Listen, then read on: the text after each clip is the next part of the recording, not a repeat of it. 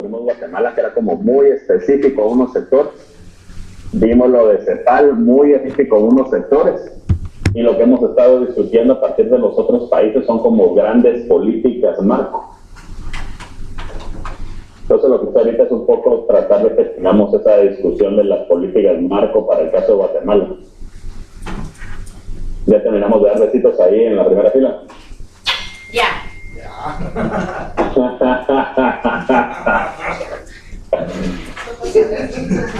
Se llama Pati. Por si le quiere dar un punto. Y dar un beso también. Lástima que no estás para conocer. Todos me celan, pero a todos, para todos alcanza. Va, sigamos pues. Si no me voy a concentrar, Pati. Dale. ¿Por dónde parte esto? La discusión que se tenía en ese momento era uno, reconocer que hay un reto económico de bajo crecimiento económico, que hay un reto político cognitivo en términos de que a veces es difícil comprender el tipo de políticas que se deben implementar, y después una discusión que no vamos a entrar mucho en eso, que hay un reto operativo, los cuales deberían de ser los pasos a seguir a la hora de llevar a cabo un proceso de implementación de una política industrial para el caso de Guatemala. Esta es una de tantas gráficas que se recuerdan que presentamos al principio. Sí. En donde la discusión es a partir de 1981 y básicamente en los 80 Guatemala se queda atrás. A veces cuesta entender esto, pero el ingreso económico que se genera en Guatemala producto del café era bien importante. Lo que pasa es que había una gran desigualdad de ingresos. Pero en términos generales el ingreso promedio en Guatemala era alto gracias a estas exportaciones de café. Y por eso uno ve que a partir de 1981 es cuando se empieza el resto de los países nos empiezan a dejar. Corea nos rebasa en el 82, Chile nos empieza a rebasar en el 87. Vemos que en el caso de Corea, nosotros nos quedamos atrás por dos razones. Uno, porque Corea empieza a crecer más rápido. Y dos, porque Guatemala en el 82 se empieza con la crisis vinculada con mal manejo macroeconómico, con tal de financiar la guerra contra la guerrilla. Y entonces es cuando empiezan temas como la devaluación, inflación, y empieza a haber crecimiento negativo, de hecho en el 82-83. Y después Guatemala realmente, además hubo una política agresiva de salario mínimo durante ese momento, que lo que hace es reduce la cantidad de empleo agrícola en el interior de la República. Y de hecho va a pasar casi que entre 15 y 20 años para que Guatemala recupere el nivel de empleo por lo que tuvo en 1980. En el caso de Chile, Chile durante los 60 de hecho era mucho más rico que Guatemala en ingresos por persona, pero durante el gobierno de Allende, aparte las políticas de nacionalización y de inflación, de hecho la inflación llegó a ser como de 500%. Y nosotros en Guatemala nos quejábamos de que la inflación fue de 60% saliendo Cerezo. Entonces imagínense una inflación de 500%, es decir que todo lo que ustedes tienen, vamos a ver, ¿qué sería? No lo dividen en 2, sino divídanlo entre 5 en cuestión de un año. Y esa es la pérdida de riqueza que se generó producto de la inflación. Y después Chile tuvo otra crisis, liberalizaron las finanzas muy rápido, muchas empresas y muchos bancos se endeudaron a nivel internacional, y en el 82 junto con Argentina tuvieron una crisis macroeconómica vinculada con el tema de la crisis de la deuda que se originó en México. La diferencia es que en México fue el gobierno y en Chile, en Argentina, fue el sector privado el que se endeudaron. Por eso es que en Chile hasta el 87 es que sale, nos rebasa. Pero básicamente en los 80 es cuando Guatemala se empieza a quedar atrás. Y uno de esos elementos podemos darnos cuenta, es que el sector de manufactura se queda con incapacidad para realmente seguir creciendo. Ahí vemos cómo en los primeros años 90 hasta 1980, Guatemala tenía crecimientos que iban básicamente arriba del 4% para el sector industrial. O sea, había años que el sector crecía algo bien. ¿Sí? Entonces imagínate esas tasas de crecimiento. Y después lo que vemos después de los 80, el sector industrial básicamente se queda atorado a un crecimiento vegetativo entre el 2 y el 4%. ¿Sí? Y lo otro es que uno ve que el sector industrial de hecho es un elemento bien importante en las economías. Y esta gráfica lo que nos hace es que nos compara a Chile, que tiene tasas entre el 35 y el 45% en manufactura. Corea, que empezó con 20, pero ahorita está alrededor del 40%, y Guatemala, que está entre un 30 a un 20%, dependiendo de la fuente que utilizamos. Pero a esto hay que agregarle otra dimensión. ¿Cuál? Y es que no es lo mismo tener un nivel cercano a un 40% cuando estamos creciendo entre un 4 y un 8%, en el caso de Guatemala, que estamos creciendo entre un 2 y un 3%. Bueno, realmente estamos creciendo un 3%. Entonces, obviamente eso lo que hace es que el sector de manufactura, aunque parece que está constante, realmente está creciendo a un ritmo muchísimo más acelerado.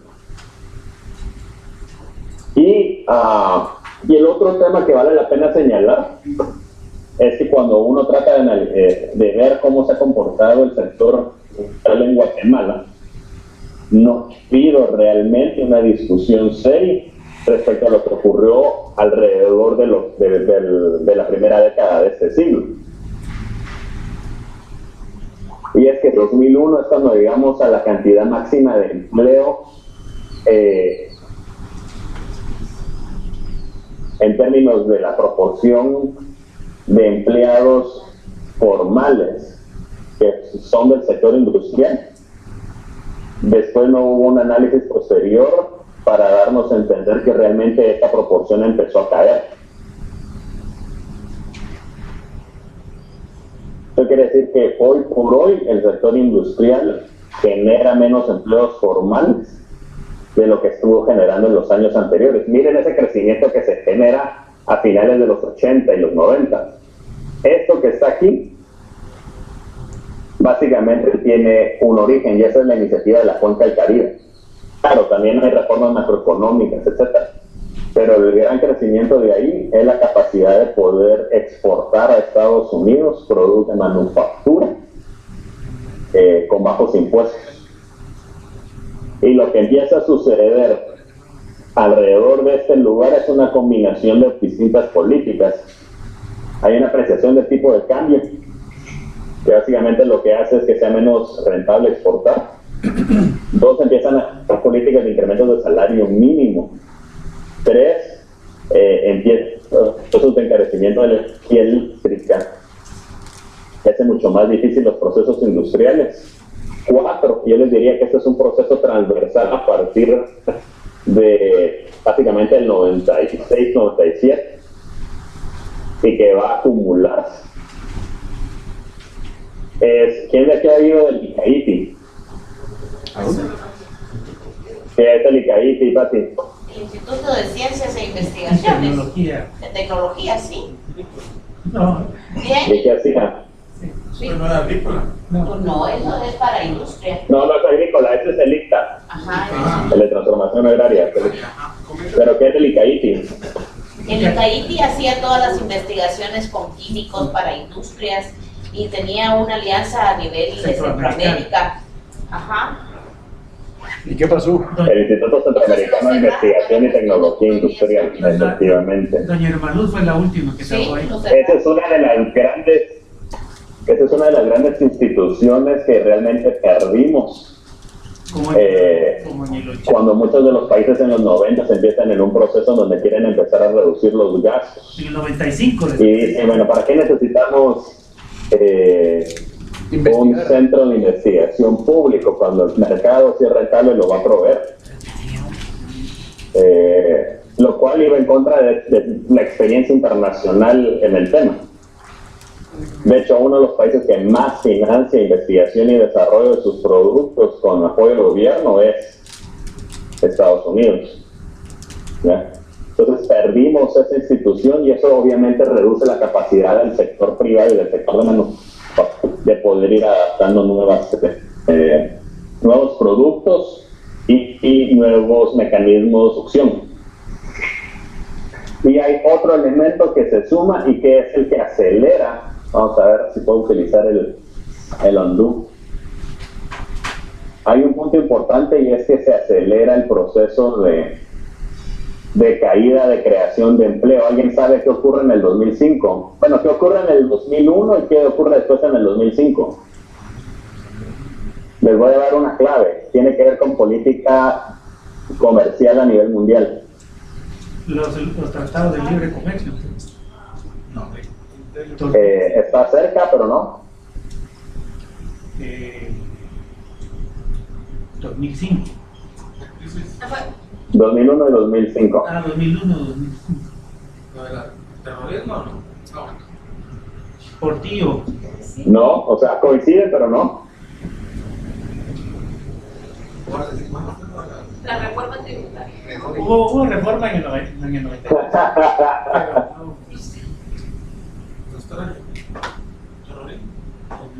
No, lo que sucede en el 2001 es que entra China a la Organización Mundial de Comercio. Y esto lo que implica es que muchos de los países que y básicamente es desde Estados Unidos, que le tenían aranceles y cuotas particularmente altos a China, los van a tener que ajustar al que les están ofreciendo otros países. Y básicamente eso les permite una entrada importante al mercado norteamericano y empieza a reducirse las exportaciones de otros países a Estados Unidos porque los chinos tienen ventajas en costos. De hecho, se ha estudiado mucho este caso para el caso mexicano, no tanto para Guatemala.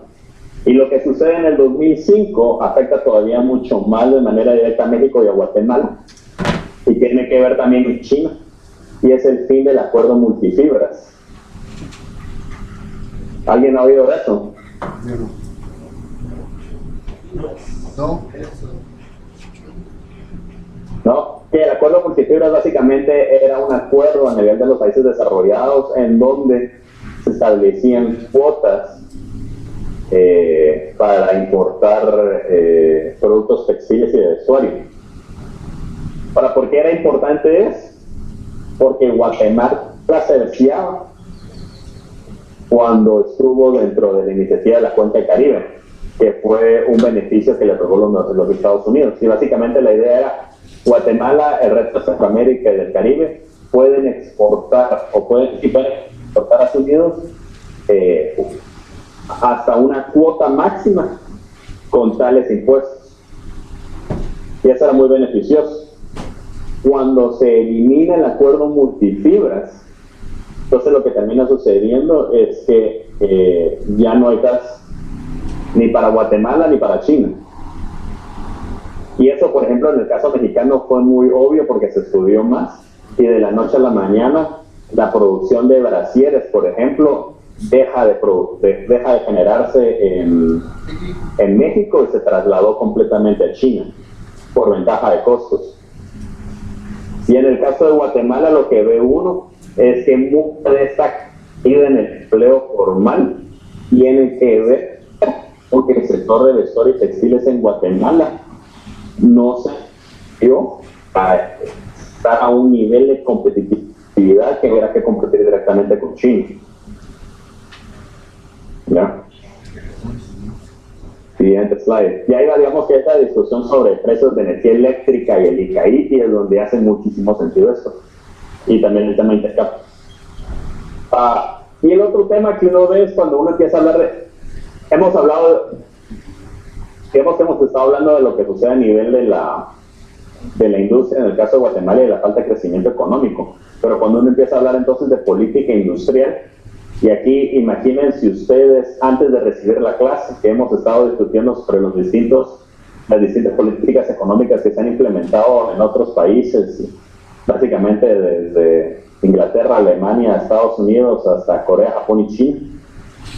Pero cuando uno les dice la palabra política industrial, la gente casi que se persina. Así son. ¿Sí? Y saca el crucifijo y le empieza a tirar una agua bendita como que si fuera el demonio. Porque lo primero que les viene a la mente es la crisis de los 80s. Y lo que le viene a la mente es el abuso que muchas veces se generó en muchas de estas empresas públicas: Cortina, Huatel, Indeca, Plomerca, Viateca, Prolac, Pegua y Fidep. ¿Ya? Entonces básicamente se identifica de una vez con empresas públicas mal manejadas y con la crisis económica que se generó durante los 80. Y entonces a veces termina siendo como un problema poder ir más allá de la discusión, porque de inmediato eso es lo que le viene a la gente a la mente. Ahora bien, como ya hemos discutido un poco nosotros en esta clase, lo que ocurre es que existen distintas formas de hacer política industrial. Por cierto, si hay preguntas, estamos de acuerdo con que Guillermo se va a levantar la mano, ¿verdad? Sí, yo soy. Ok, perfecto.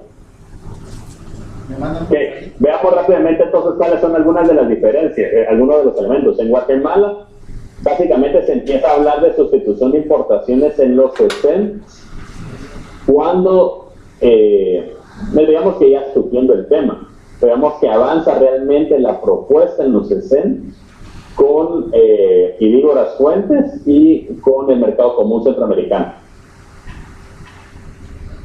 Esta idea de sustitución de importaciones surge en América Latina, producto de que los países que antes estaban exportando de América Latina a Europa y a Estados Unidos, de repente se dieron cuenta que con las guerras mundiales y la Gran Depresión era difícil generar un crecimiento económico constante, porque los países desarrollados vivían constantemente en guerras y con problemas, entonces la demanda se caía constantemente. Ese era uno. Y lo otro, el deterioro secular de los términos de cambio, que básicamente es los productos que exportamos cada vez valen menos y los productos que importamos cada vez valen más. Entonces nos quedamos cada vez más pobres. Esa era la idea. Y entonces la estrategia que se pensaba en ese momento era, bueno, vamos a incrementar la inversión pública en infraestructura para que sea mucho más fácil mover los productos y menos costosos. 2, vamos a realizar la protección interna, la protección arancelaria para fortalecer la industria. 3, que yo diría que este tal vez es el mayor problema, uno de los mayores problemas. Se impulsó la apreciación cambiaria. En Guatemala eso implicaría que en lugar de que el dólar esté a 7 quetzales, el dólar probablemente estaría a 5. Se aprecia el tipo de cambio. Porque lo que le pesaba en ese entonces al gobierno era que la compra de maquinaria y de insumos fuera barata. Pero solo un ratito. ¿Ya? Pero es que de nada sirve tener la maquinaria si no hay quien la maneje. Que la maquinaria. ¿La maquinaria? Sí, o sea. No, porque al mismo tiempo, porque ahí es donde surge la idea de cosas como el INPECAP, el ICAITI. O sea, vienen como emparentadas. En el momento que se empieza a generar eso, se empieza a generar también esas instituciones, porque se reconoce exactamente ese problema. ¿En qué momento fallamos? Sí, esa es discusión interesante. Lo otro es, había un sesgo, y esto es una cosa interesante en el caso de América Latina, hubo un sesgo contra la manufactura ligera y contra los alimentos, y eso es un problema. En términos de la manufactura ligera, quiere decir que tratábamos de impulsar la producción de industria pesada. ¿Cómo así? ¿Cuál es la diferencia? La industria pesada requiere más capital, la industria ligera requiere menos capital, pero genera muchísimo más trabajo. Y no siempre se pensó en generar opciones que generaran trabajo, porque se pensaba, no, lo que necesitamos son las grandes inversiones, los grandes monstruos, que aunque requieren trabajar, aunque solo contratemos 100 ingenieros, eso es lo que nos va a generar desarrollo. Y no se tenía una visión un poco más amplia de que tal vez lo que necesitábamos era, sí necesitamos un poco de eso, pero también necesitamos generar empleo para los miles de millones de personas que tenemos en el resto del país, ¿verdad? Miles de millones, no miles o millones. Y lo otro es que hubo un sesgo antialimentos. Y esta es una visión que se consideraba que lo agrícola necesariamente tenía que desaparecer. Pero en específico, no se hizo lo que se hizo en Asia, en donde se reconoció necesario promover la agricultura de alimentos para no depender de las importaciones de comida. Y esto digamos que es importante porque una característica de la agricultura de alimentos es que los vegetales principalmente los vegetales, requieren mucha mano de obra. Una pregunta. ¿Sí? Milton, Edgar. sí, una pregunta. Cuando tú hablas sobre la parte agrícola, independientemente que en Asia se dio casi a la misma altura del tiempo aquí en Guatemala, independientemente que en Asia también estuvo Estados Unidos, aquí también estuvo Estados Unidos, pero ¿por qué no se dio acá y en Asia sí? Que no se dio en Guatemala, ¿no? La reforma agraria. La reforma agraria. Sí, y lo dice. Yo te diría que la gran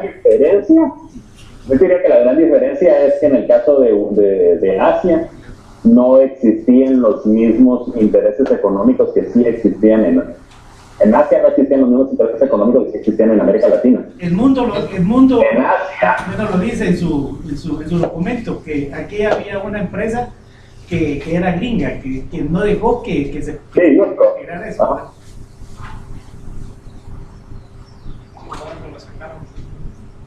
¿Perdón? Sí, no. Solo te hacía referencia. No, digamos que. Sí, digamos que en el caso de Asia, quienes tenían presencia económica eran los japoneses, y como los japoneses perdieron la guerra, básicamente lo que se hace es que se toma todas esas propiedades, se extienden y después se van a repartir. En el caso de América Latina, sin embargo, como son los norteamericanos los que tienen la presencia y eran las empresas norteamericanas a las que se les ponía en río, ahí es donde está el choque.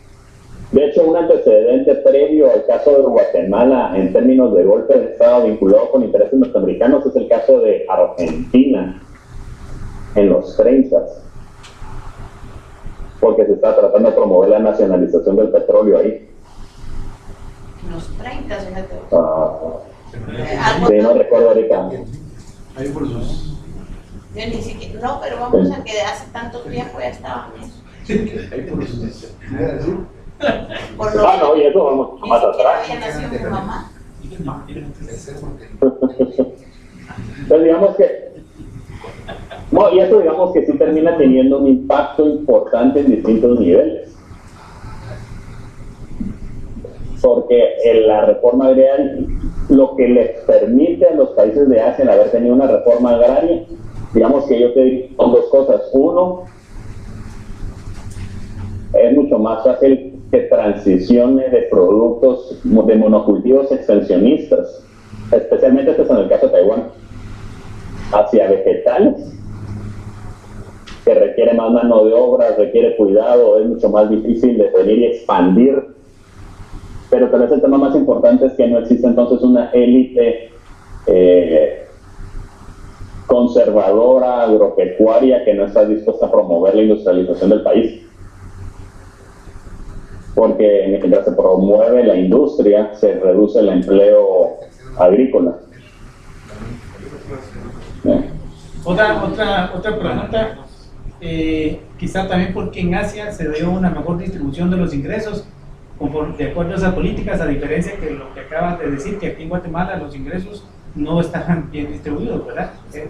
Había más pobreza. Sí, no, por lo mismo el tema del tipo de productos que se producen en Guatemala. Temas como café y azúcar favorecen como grandes extensiones para cuidar, y por lo tanto esas grandes extensiones implican que tenés muy pocas personas a cargo de grandes extensiones de tierra. ¿Qué es lo que sucede lo contrario a productos tipo vegetales? Parcelas. En donde se necesita mucho cuidado Pero es que aquí había... del producto. Y por lo tanto es difícil las relaciones laborales. Usualmente funciona mejor con agricultura familiar. Pregunta. 2. Primero Pati, después yo. Yo solamente quería que como que nos retroalimentaras un poquito con relación a los ejidos comunitarios que existían y si esa forma de tenencia de la tierra no influyó también. Yo de ejidos comunitarios realmente no sé mucho en el caso de Guatemala, realmente he leído un poquito más para el caso de México. Es que, Aquí había, ¿no? a veces como encomiendas, ¿no? No, encomiendas es gente. No. Terreno también. No, en Guatemala habían tres: Pero digamos que- la cofradía, los ejidos comunitarios. Sí, yo sí soy alumno Ajá. de Miguel. Pero digamos que hay una cosa. Es la ignorancia, cabrón. Jóvenes. Sigamos. En términos de No. orden. Sí, ok. 2 comentarios sobre el tema. Mande, Pati, que me los descontrolas. tú sí sabes. 2 cosas. Tema 1 es el tema de derechos de propiedad, es bien interesante. Yo creería que va a depender un poco del tipo de organización informal y formal que tienes en la comunidad para manejar este tipo de problemas. Porque si tienes controles serios y rígidos, puede que la propiedad comunal funcione, pero también va a depender del tipo de producto y del tipo de trabajo en el que vas a estar involucrado. Porque el problema es que la propiedad comunal tiene que favorecerse del bien común, del problema del bien común. Que me imagino que fue uno de los temas, la tragedia de los comunes, perdón. Que me imagino que lo vieron para economía o no. Aquí no. Sí. No, básicamente la idea es, imagínense el océano. ¿Cuál es uno de los grandes problemas que tenemos en el océano? La basura. Sobreexplotación pesquera. Como es de todo, no es de nadie. Porque como es de todo el mundo abusa. Digamos que ese es uno de los problemas. Pero digamos, es posible que bajo ciertas condiciones funcione. Y lo otro es, esto lo recuerdo porque Carlos Mendoza,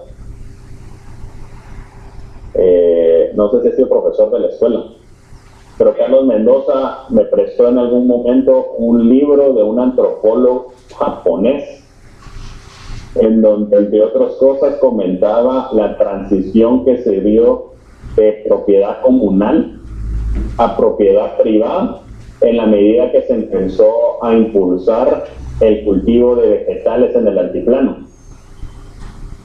O sea, un antropólogo Porque como... vino a hacer un estudio en Guatemala. Ajá. Pero fue a investigar, o sea, fue a ver. Y entonces cuenta la historia que en la medida que se fueron incrementando, digamos que se volvió tan rentable producir vegetales.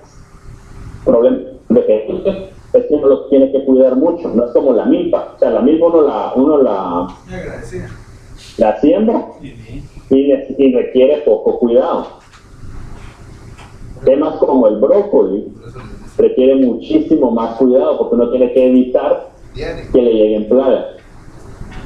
¿Ya? Entonces, ese trabajo constante resulta que es difícil de controlar en una propiedad comunal porque va a haber un montón de gorrones, de free riders.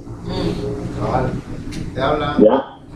Y eso, cabal. Entonces, digamos que eso lo que hace es que llevó a muchas tensiones en esas comunidades, pero eventualmente favoreció la privatización de esas tierras entre la misma comunidad. O sea, la misma comunidad empezó a generar sus propios pedazos. Eso es bien interesante. Yo me recuerdo que en el libro Economía Informal que hicimos junto con Hugo Maúl sale mencionado. Ahorita no recuerdo el nombre, era como Morishima, habría que buscarlo, Mayamoto, no recuerdo ahorita.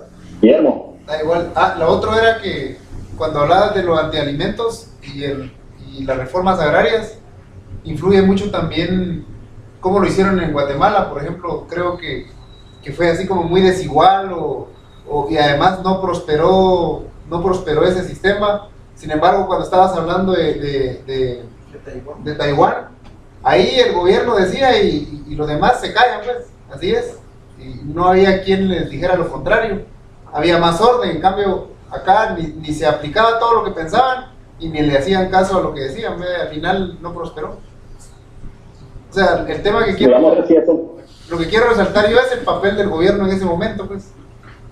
Pero también... Exactamente, y eso es una cosa bien importante, y es que no solo es tener la propuesta, sino tener la capacidad de ejecución. Y en este caso, Guillermo, y en este caso uno de los grandes problemas que existían era que Arbenz realmente no contaba con el poder político para poder implementarla. Ajá. Y eso lo que hace es que se le genere demasiadas complicaciones hacia adentro.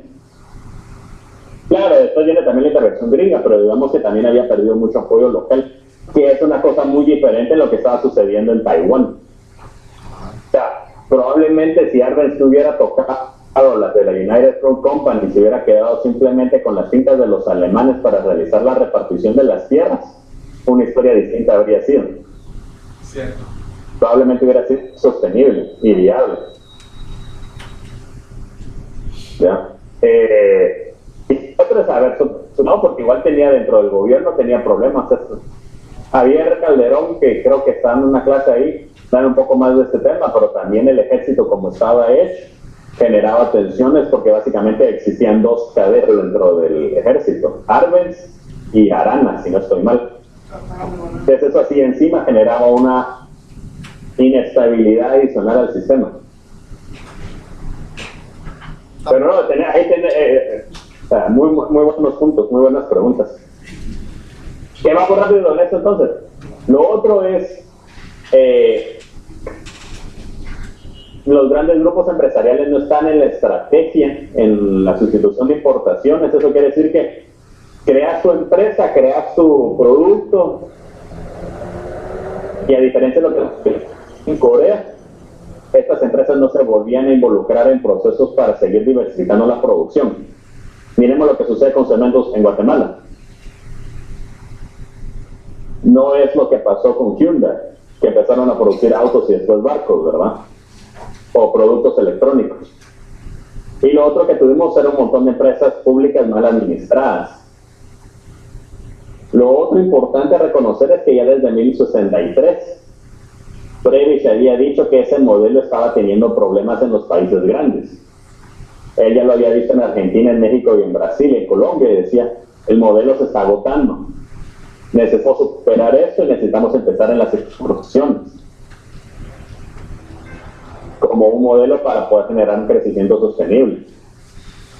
Y ahí es donde viene la diferencia. Hay otro juego de políticas industriales que las hemos discutido nosotros brevemente, que son distintas, y este digamos que es el modelo de Corea del Sur, en donde hay una inspiración en lo que sucedió en Alemania en 1870 y lo que terminó sucediendo en la restauración Meiji en Japón.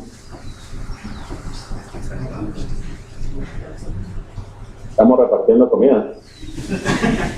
Es una reforma manzanal. Digamos que las estrategias también se apoya la inversión pública en infraestructura, también hay protección arancelaria, también hay empresas públicas. Entonces, solo para que lo tengan en mente, porque a veces uno cree que como lo hizo América Latina necesariamente estuvo mal, pero no. Inversión pública en ambos lados, protección arancelaria en ambos lados, empresas públicas en ambos lados. Estas son las grandes diferencias. Uno, hay digamos que esto no está aquí, pero básicamente tiene que ver con un liderazgo político comprometido a que hay una buena burocracia. Los mejores estudiantes van a ir a trabajar al gobierno. Bien. Y eso es básico. Bien. Dos, se promueven las exportaciones como disciplina, porque entonces tiene que competir a nivel internacional, no puede poner cualquier precio, la calidad tiene que esperarse. La evidencia de que esto es importante es que Colombia no sufrió tanto la crisis de los 80s y Colombia fue un país que sí promovía las exportaciones. Brasil también lo hizo un poco, pero Brasil, el problema que tenía es que le gustaba emitir mucho dinero. Lo otro que hizo bien Asia, como ya mencionamos, sí se promovió la industria ligera para generar un montón de empleos y se promovió también la agricultura de alimentos y de vegetales, que demandaba un montón de mano de obra, implicaba mayor igualdad en el ingreso y que evitaba la importación de productos desde el exterior. Y no que importar sea malo, pero digamos que evitaba las presiones de tipo de cambio. Y dependiendo del país, los grandes empresarios también eran parte de la política. Okay. Podemos plantearlos un poquito más los otros temas. ¿Qué decimos? Liderazgo, burocracia, coordinación y rendición de cuentas. De hecho, ese es otro tema.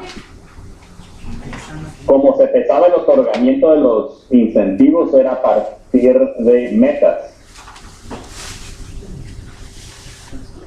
Incluso el otorgamiento de incentivos fiscales estaba atado a de que las empresas cumplieran con sus metas de exportación. Entonces, usted exportó mucho, entonces no le voy a cobrar impuestos. O le voy a dar más subsidio. O le voy a dar crédito subsidiado. Y digamos que en ese sentido hay un historial que ya revisamos nosotros en esta clase, de que el apoyo gubernamental en materia económica es ese. Inglaterra en el siglo XIX, Estados Unidos en el siglo XIX y XX, Alemania y la restauración Meiji en Japón. Entonces hay una historia de no solo protección arancelaria en la mayoría de los casos, no en todos. Lo que sí hay es una constante de infraestructura. Esa tal vez es la que sí es constante a lo largo. En el caso de Inglaterra, el elemento esencial también fue el control de los mares. A eso Estados Unidos le va a agregar investigación y desarrollo. Y el favorecer, dado el tamaño, eso le permite tener empresas grandes industriales. En el caso de Alemania, va a promover las empresas grandes, pero no van a... Esta es una cosa distinta. No tiene una empresa grande como va a ser Estados Unidos que se va a consolidar en una empresa, sino lo que va a favorecer son los carteles. Entonces un montón de empresas medianas se juntan, tomar decisiones en conjunto, ya sea para formar precios o para venir y realizar investigación y desarrollo. Y en el caso de Japón básicamente va a ser lo mismo.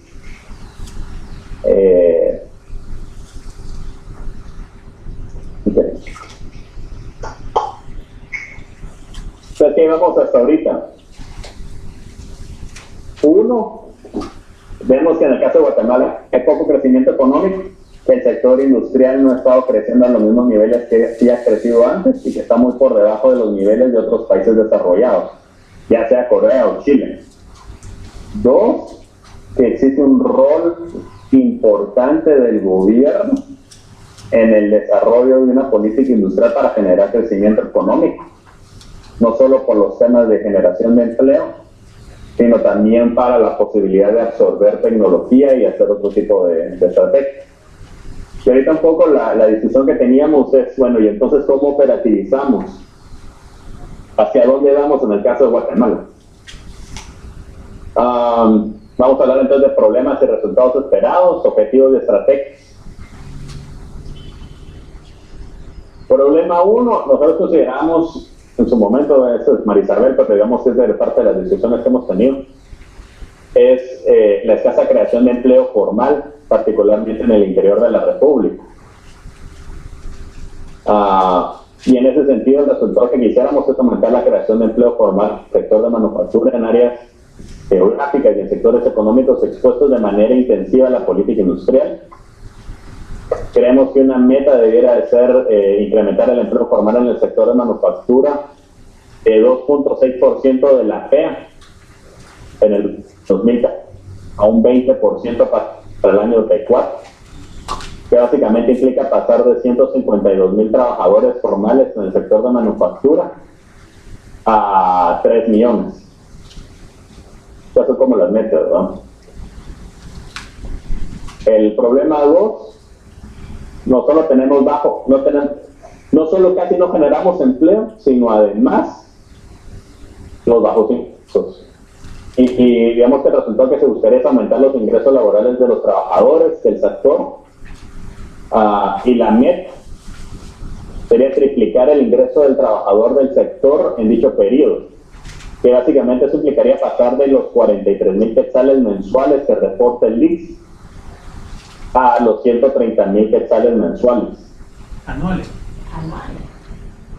Anuales, sí. Pero digamos que hagamos numeritos, 43,000 anuales dividido 14. Bueno, pero es que son como 3,000 quetzales. Estoy tomando en cuenta ahí ¿cómo se llama? Bono 14 y aguinaldo. Y entonces estaríamos hablando de 130,000 dividido 14, sería pasar como de 3,000 a 9,000 quetzales al mes de ingreso promedio. Que dirán, no es mucho, pero digamos que de cara al promedio, y digamos que estamos hablando no solo para ¿cuánto habíamos dicho en el slide anterior? 3 millones. No solo para 150,000 trabajadores, sino para 3 millones de trabajadores, ¿verdad? Digamos que eso ya es una diferencia en términos, imagínense eso, mercado potencial para el montón de productos que habría con 3 millones de guatemaltecos. No se oye. No. Te fuiste. Bueno, pero no. Te fuiste.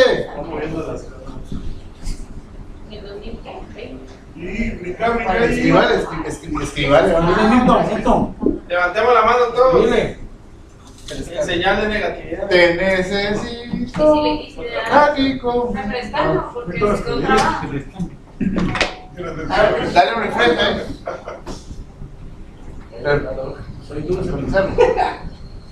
Gracias por la manzanita, está de chido. Un aplauso para el doctor. Pero eso fue que van a hacer. ¿Ah? Muy bien. Ahí está. ¿Estaba? ¿Ya? ¿Ya? ¿Estamos bien? Ya. Ya. Entonces, solo me echan entonces que vuelvo a poner la cámara como la... Ok. Entonces, como les decía, imagínense el tamaño de ese mercado. Pasamos de 50,000 trabajadores ganando cerca de 43,000 a realmente 3 millones de personas ganando 9,000. Entonces, el tamaño del mercado obviamente se vuelve muchísimo mayor. Esto solo hablando del sector de manufactura, pero obviamente eso después tiene impacto en el sector de servicios, ¿ya? Porque esa gente va a necesitar un montón de servicios, desde los educativos hasta darse el pelo, etcétera, ¿verdad? Lizardo, Oigo. entonces si el objetivo es aumentar los ingresos de los trabajadores, yo no estoy ni a favor ni en contra, pero entonces ¿cómo explicamos el salario diferenciado? Ya entiendo que se pretende lograr más empleos, pero entonces me estás hablando en el problema 2 de que necesitamos aumentar el ingreso de los trabajadores. Me estás diciendo cómo hacemos compatibles ambas ideas. Ajá. Ok, mira, yo creo que lo que sucede es básicamente la posibilidad de generar crecimientos en el ingreso, en el sector económico en donde se encuentran esas personas al día de hoy es demasiado difícil. Ajá. Y por eso la idea que está detrás es primero cambiémoslos de sector productivo. Ajá. Y una vez en un sector como el de manufactura ligera, uno puede pensar entonces en agregar a eso, no solo capacitación por un lado, sino también la importancia de inversiones en tecnología. Porque al final no solo es que el trabajador pueda hacer más, sino que la actividad económica en la que está, la empresa en la que está y el ambiente económico en donde está permite obtenerle mayores ingresos. Pues, ya, realmente es como... Entonces, ¿perdón? No, entonces es así como, bueno, hagámosle ganas ahorita con el sueldo bajo y ya pronto, con la esperanza que en el futuro va a haber una recompensa, digamos. Es como... Futuro Digamos que hacia ahí es donde va la idea de la no, digamos que uno, ponemos el flash. no es sostenible la propuesta en el largo plazo si no se empiezan a realizar esas inversiones adicionales en tecnología y en capacitación. Por una razón sencilla. China ya nos golpeó, Vietnam viene atrás, Camboya, Bangladesh, se me está olvidando uno. Myanmar es el otro. Myanmar viene, varios países de África se están alineando el tema. Y odio. Entonces uno no puede creer que la competencia por costos va a sostenerse en el tiempo. De donde la diversificación de los productos, en donde la nueva gira, en donde empezar a buscar nichos de mercado va a empezar a ser cada vez más importante. Lo que sucedió con China es que están compitiendo en productos muchísimo más sofisticados que lo que está haciendo México. ¿Ya? Y por eso está reduciendo brechas con México, creciendo muchísimo más rápido que los mexicanos. Entonces el tema es, sí, en el corto plazo pensar en eso, pero no nos podemos quedar ahí ¿cuál es la palabra? Estancado. Atorados. Eso sería... Con eso no logramos mucho. Sí, pues es una medida Y lo otro que habla A mediano plazo. inmediata, pero bueno, es que hay cosas que todavía no me cuadran, pero debe ser muy grande la idea, ¿verdad? Porque si hay que cubrir costos de ¿qué? Capacitación, tecnología, ese dinero, ¿dónde se saca? ¿Del sueldo que se les bajó o de dónde? Es un tema... No, mira, yo creo que ahí... El Estado. Yo creo que en Guatemala vamos a tener que empezar a pagar más impuestos. Sí. Siempre y cuando no se lo roben, Con estoy de visión. acuerdo. Con visión. Cabal. Yo soy de las que pago impuestos para poder alegar, pero me cae mal ver. Pero este es un círculo vicioso, Lizardo, en el sentido de que, por ejemplo, la política de empleo que estaba promulgando el Ministerio de Economía pareciera que crear, además de las zonas francas y zonas de libre comercio, que hay otras zonas adyacentes en donde se le diera mayor privilegio a ciertas empresas en detrimento del pago de impuestos. Es cierto que si hay más producción, si hay inversión, hay empleo, hay una serie de cosas ahí, ¿no? Pero no sé por qué que todavía está engavetada y no se ha salido esa política, ¿verdad? Y por ejemplo, el ICEF y otros. Es propuesta ley. ¿Cómo? Es propuesta de ley, es no política, es Sí, una propuesta de ley, correcto, así es.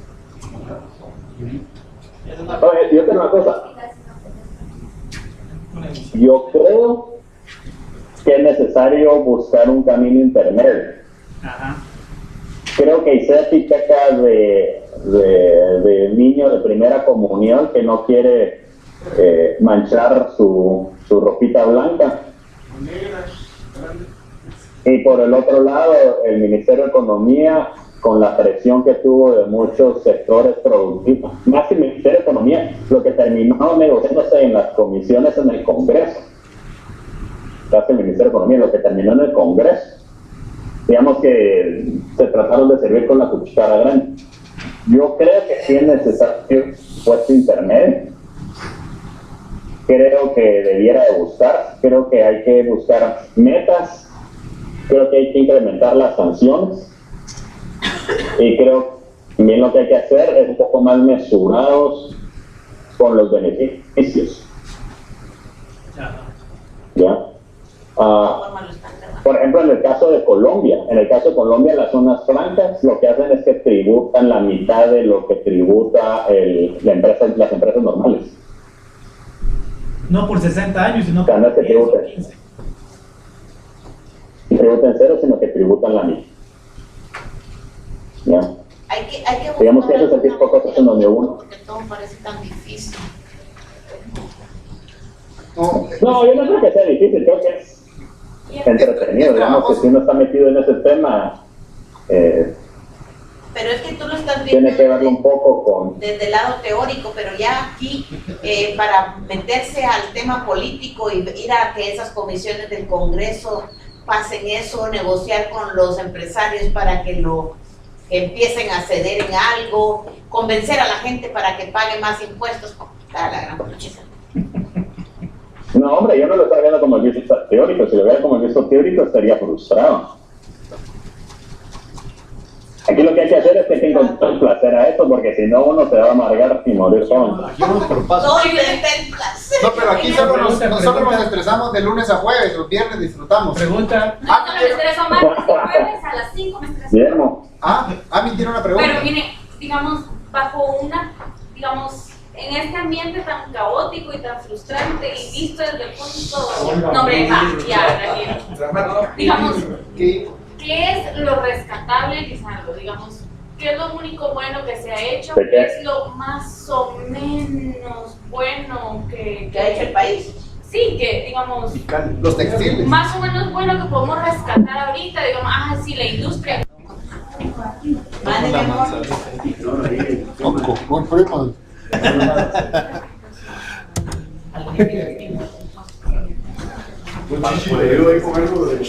Puedes aquí traer el abarro, trajiste la vaina. Poquito te mandaron ahí. Démosle pues. No hay. Vaya.